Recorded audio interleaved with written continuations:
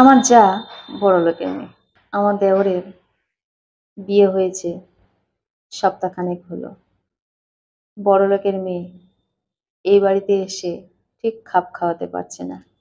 আমি বলেছিলাম, আচ্ছা তোমার বাবা এত বড়লোক, কেন তোমাকে গ্রামের দিকে বিয়ে দিতে গেল?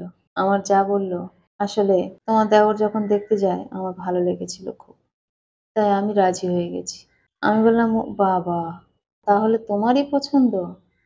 আর তুমি এটা ভাবোনি যে তোমাকে গ্রামে এসে থাকতে হবে, সেখানে উনুনে রান্না, ঘর গোবর দিতে হবে, তুমি পারবে কিনা?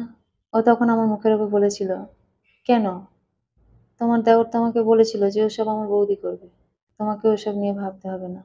আমি বললাম, তাই নাকি? বলে, হ্যাঁ। আমি বললাম, এরকম কোনো কথা কই আমি তো শুনিনি, সারা জীবন সকলের জন্য আমি হাঁড়ি ঠেলে যাব? ঠিক আছে, আমার দেওর আসুক, আমি জিজ্ঞেস করব। আমার যা বললো, হ্যাঁ তুমি জিজ্ঞেস করবে, ও তো বলেছে আমাকে। তারপর সন্ধ্যাবেলা সবাই যখন খেতে বসি, কথাটা আমি তুললাম।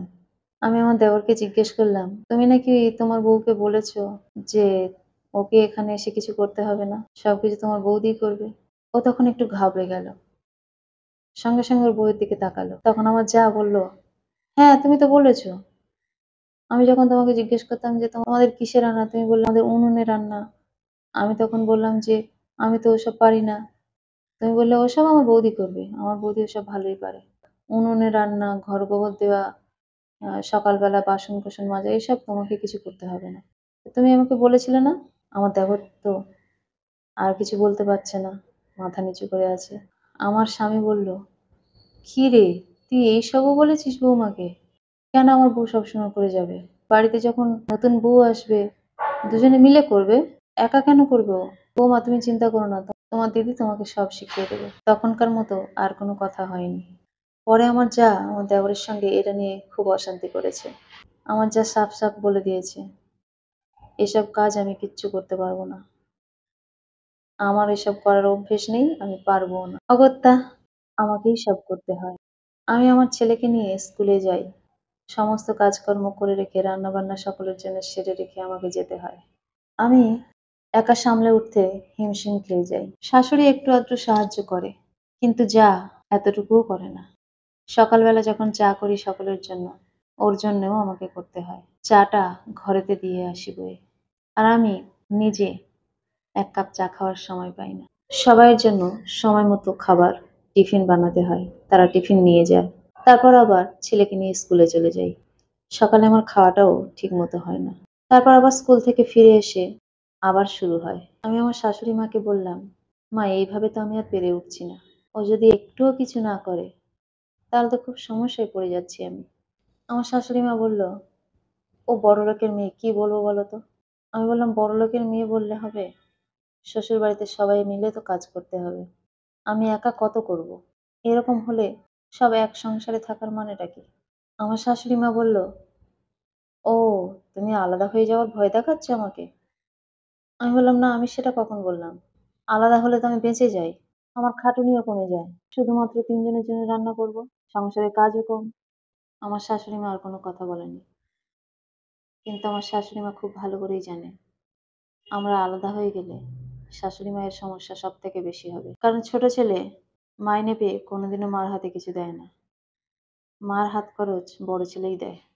আলাদা হয়ে গেলে মার কোনোভাবেই চলবে না, হাত খরচ হয়তো ছেলে দেবে, কিন্তু কাজকর্ম যে মাকে এখন করতে হচ্ছে না, সেটা আমি যদি আলাদা হয়ে যাই তখন মাকেই খেটে খেটে মরতে হবে।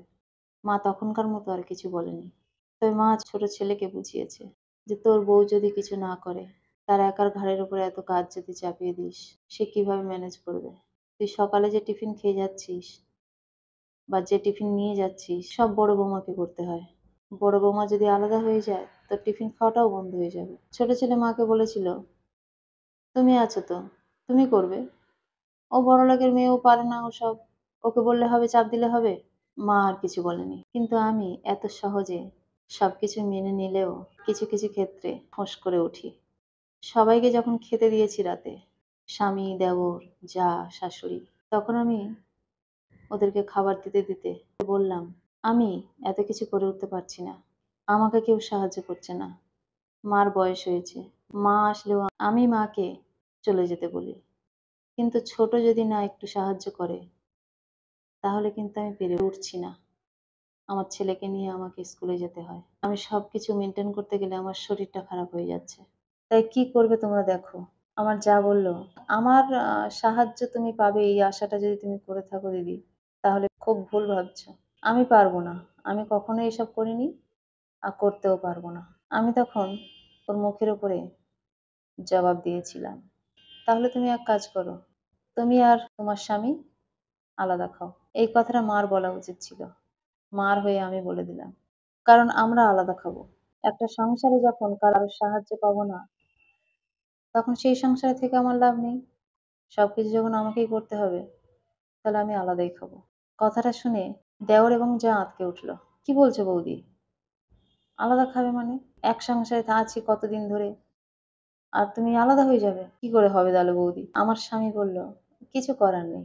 আমার বউ একা একা খেটে মরবে সংসারে, আর তোর বউ রিল্যাক্স করবে। কি করে হয় বল? আমার শাশুড়ি বলল, আমি এই ভয়টাই পেয়েছিলাম। প্রতিদিন সকালে তুই কি খেয়ে যে অফিসে যাস আমি দেখবো। আমার যা বলল, না না, আলাদা হওয়া যাবে না। তুমি আলাদা হবে কেন? এক সংসারে আছি, কাজকর্মের সমস্যা হচ্ছে, কাজকর্ম মা করে দেবে। আমি বললাম, মাকে আমি করতে দেবো না। মার বয়স হয়েছে। তুমি সংসারে রয়েছো, তুমি কি করতে রয়েছো? বিয়ে করেছো যেমনি গ্রামে, তেমনি গ্রামের কাজগুলো তোমাকে শিখতে হবে, করতে হবে। স্বামী দেখে চলে এসেছো, তাহলে স্বামীকে নিয়ে তুমি আলাদা খাও। আর মার যদি মনে হয় তার ছোট ছেলের কাছে খাবে, তো ছোট ছেলের কাছে খাবে। আর যদি মনে হয় আমাদের কাছে থাকবে, তো আমাদের কাছে থাকবে। মাকে নিয়ে আমাদের সমস্যা নেই। কিন্তু আমি আর অন্য কারোর জন্য বেকার খাটুনি খাটতে পারবো না। আমার শরীরটা আমাকে বুঝতে হবে। এইভাবে আমি কথা বলবো, আমার দেবর অন্তত বুঝতে পারেনি। আমি কখনো এইভাবে কথা বলি না। আমার দেবর তখন দাদাকে বলল, দাদা প্লিজ আলাদা হোস না। বউয়ের দিকে তাকিয়ে বলল, এই তুমি একটু সাহায্য করতে পারো না? তুমি একটু সাহায্য করতে পারবে না? বৌদি একা একা কি করে করবে? স্বাভাবিক তো, সকালবেলা সমস্ত রান্না বান্না টিফিন সবকিছু তো আমাদের করে দেয়, আমরা খেয়ে অফিস চলে যাই। তুমি সেই ঘুম থেকে উঠে 10টার সময় ওরকম করলে এখানে হবে? আমার যা খেপে গেল আমার দেওরের উপর। তুমি আমাকে কি বলে এনেছিলে এই বাড়িতে? আমার দেওর বলল, যা বলেছি বলেছি একটা সময়, তাই বলে তুমি একদম করবে না কি করে হয়? আমি ভেবেছি তুমি সংসারে আসলে ঠিক হয়ে যাবে, কিন্তু তুমি যে একেবারে একই রকম থেকে যাবে কি করে জানবো? আলাদা হয়ে গেলে বুঝতে পারছো তুমি কি হবে? সব কাজ তোমার করতে হবে। গ্রামের দিকে এত কাজের লোক পাওয়া যায় না। আমার যা চিৎকার করে বলল, তুমি থাকো তোমার সংসার নিয়ে, আমি চলে যাবো কালকে বাপের বাড়িতে। আমার দেওর বলল, ঠিক আছে তাই করো। ওই রকম মানুষ সংসারে থেকে লাভ নেই যে সংসারে কাজে লাগে না। বলেই সবাই যে যার মতো চলে গেল। আমার শাশুড়ি আমার হাত ধরে কাঁদতে লাগলো, বৌমা তুমি যদি আলাদা হও আমাকে তোমাদের সঙ্গেই নিও। ওদের সঙ্গে আমি থাকতে পারবো না। আমি বললাম, আপনি চিন্তা করবেন না, আপনার নিয়ে কোনো সমস্যা নেই। আমার শাশুড়ি মা ছেলেকে বলল, আমার ওষুধপত্র সবকিছুতে তোরাই দিস। তোরা যেন আমাকে ছেড়ে দিস না। আমি তোদের কাছেই থাকবো। আমার স্বামী বলল, তুমি চিন্তা করছো কেন মা? আমি তো আছি। ছোট ছেলে দেয় না তো কি হয়েছে? তুমি আমাদের সঙ্গেই থাকবে। ও তোমাকে কখনো অযত্ন করেছে? আমার দিকে তাকিয়ে বলল আমার স্বামী। আমার শাশুড়ি বলল, কখনোই নয়। আমি সাহায্য করতে গেলে বরং ও আমাকে বলেছে আপনি যান, আমি করে নেব। আমি বললাম, আসলে মা একটা জিনিস ভাবতে হবে। দেওরের বিয়ে দিলাম সংসারে একজন নতুন মানুষ আসবে বলে। আমার এই সংসারটা আমি একা সামলাতে পারছি না, সে আমাকে একটু সাহায্য করবে, এই আশা করাটা কি আমার অন্যায়? সকালবেলা তাকে সাহায্য করতে হবে না, সকালে আমি একাই সামলে নেব।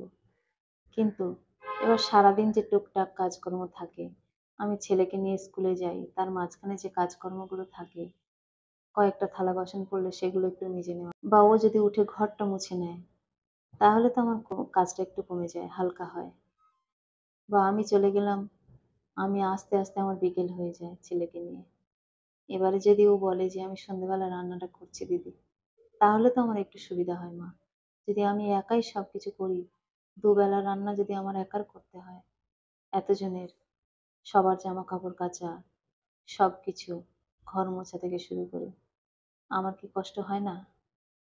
আমার শাশুড়ি মা বলল, ঠিক আছে মা, তুই ঠিক বুদ্ধি করেছিস, আলাদা হয়ে যা।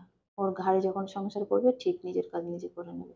আমার স্বামী বলল, সে থাকে কি দেখো মা, সে হয়তো চলেই যাবে। আমার শাশুড়ি মা বলল, চলে গেলে আর কি করব? ছোট খোকা যেমন ছিল থাকবে, একসঙ্গেই সব থাকবো। কিন্তু ও যদি থাকে তাহলে ওকে আলাদাই খেতে হবে। কাজকর্ম করব না, অথচ এক সংসারে থাকবো, এটা বললে কি করে হবে? কিছুক্ষণ পরে আমার যা ঘর থেকে বেরিয়ে এলো। এসে আমাকে বলল, দিদি আমাকে ক্ষমা করো। আমি সত্যিই অন্যায় করেছি। আমাকে আলাদা করে দিও না।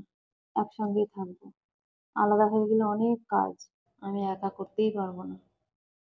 আমি এখন থেকে তোমাকে সাহায্য করবো একটু, একটু করে। আমি বললাম, তাই ঠিক আছে। সে অল্প করেই কর, তাও একটু যদি করিস বোন, তাহলে তো আমার একটু সুবিধা হয়। এত কিছু কি আমি একা একা সামলাতে পারি বল? সংসারে সদস্যের সংখ্যা বাড়ছে, কাজের চাপটাও তো তত বাড়ছে, তাই না? তাই একটু আধটু সাহায্য করলে, সবাই মিলে যদি একটু কাজকর্মগুলো করি, তাহলে সবার পক্ষে সুবিধা হয়। বলে আমার যা বলল, ঠিক আছে দিদি, এখন থেকে আমি তোমাকে সাহায্য করব। সংসারে সবাই থাকবো, অথচ একজনের উপরে চাপ সৃষ্টি করব, সেটা খুবই অন্যায় কাজ। সবাইয়ের বোঝা উচিত, সবাই মানুষ। একজনের উপর এত চাপ দিলে তার কষ্ট হয়। কলমে ও কণ্ঠে, সোমা।